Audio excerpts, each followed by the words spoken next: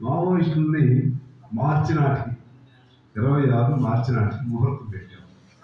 ముహూర్తాలు మీకు నమ్మకాలు ఎక్కువ కదా, ముహూర్తాలు మంచివాడికి పెడతారు. చెడ్డవాడికి ముహూర్తాలు పెట్టేవాడు రాక్షసుడు. చెడ్డవాడికి ముహూర్తాలు పెట్టి ఏది రాక్షస శకునం ఏముంది, ఏది అమావాస్య, వాడు అటువంటి చీకటి పనులు చేసేవాడు ఆ ముహూర్తాలు పెడతారు. అమిత్ షా అటువంటి చీకటి సామ్రాజ్యానికి రాజులాగా మా మావోయిస్టుల్ని మార్చి 20 అప్పుడు 20 అంటాము సరే, మార్చి 26 మార్చి నాటికి ఎలిమినేట్ చేస్తాను అంటున్నాడు. అసలు ఇది ప్రజాస్వామ్యమా? నాకు అర్థం కాలేదు.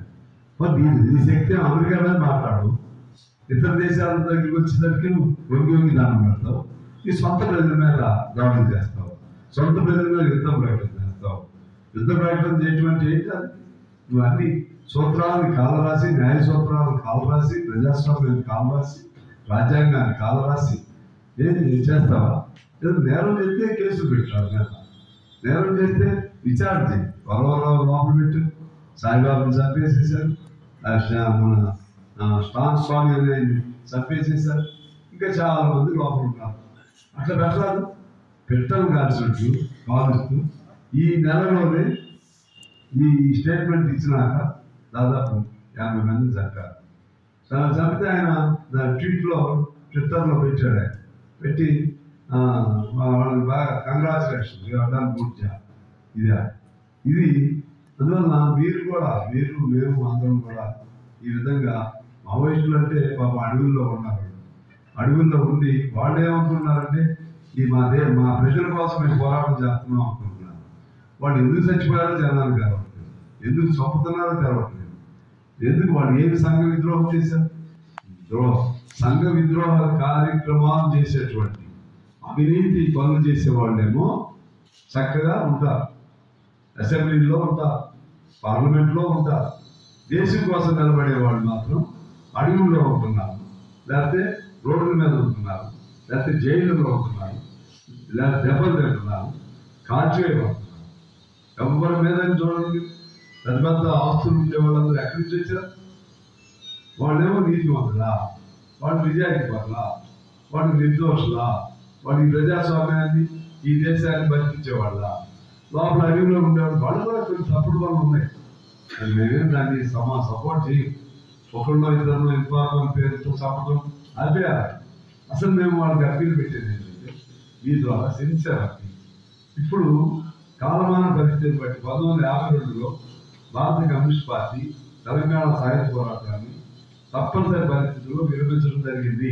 ఎందుకంటే రాజ్యాంగం సహకరించినప్పుడు, ప్రజల సహకారం లేనప్పుడు, మనం అమానవీయంగా హత్యలు చేస్తున్నప్పుడు మనం త్యాగం చేసుకోవాల్సినటువంటి అనేక మంది త్యాగం చేసుకోవాల్సినటువంటి వృధా త్యాగాలు ఉండకూడదు. మనం ప్రజల శ్రమంతో కలిసి తద్వారా మనం ఉద్యమాన్ని నిర్మించుకుంటూ ప్రజలు సన్నద్ధం చేయాలి. ఇది మేము తీసుకున్నాయి.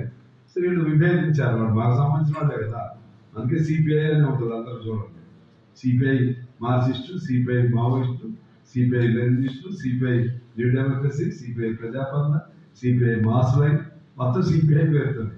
అయినా కూడా ఎవరిని చంపడానికి వీల్లేదు. ఇలా చంపుతుంటే నేను అడుగుతున్నాను, ఇది అంతర్జాతీయ న్యాయ సూత్రాలు కూడా విరుద్ధం. ఈ దేశంలో న్యాయం పనిచేయదు అనుకున్నప్పుడు అవసరమైతే ఇంటర్నేషనల్గా ఇన్వాల్వ్ అయ్యి నిజంగా, ఎందుకంటే యుద్ధంలాగా ప్రకటన చేశారు కదా. యుద్ధ ప్రకటన చేయటం అంటేనే అది మన అంతర్జాతీయ న్యాయ సూత్రాలు కూడా విరుద్ధం. ఒక దేశంలో నుంచి ఒక దేశ ప్రజల పైన వాళ్ళైనా ఇన్వాల్వ్ అవ్వాల్సిన పరిస్థితి వచ్చింది. ఐక్యరాజ్య సమితి ఇన్వాల్వ్ అవ్వాల్సిన పరిస్థితి వచ్చింది. ఎందువల్లంటే నరేంద్ర మోడీకి వ్యతిరేకంగా మాట్లాడే వాళ్ళు ఎవరు లేరు, ధైర్యం చేసేవాళ్ళు ఎవరు లేరు. మన రాష్ట్రంలో బీఆర్ఎస్ దాదాపు కలిసిపోయింది.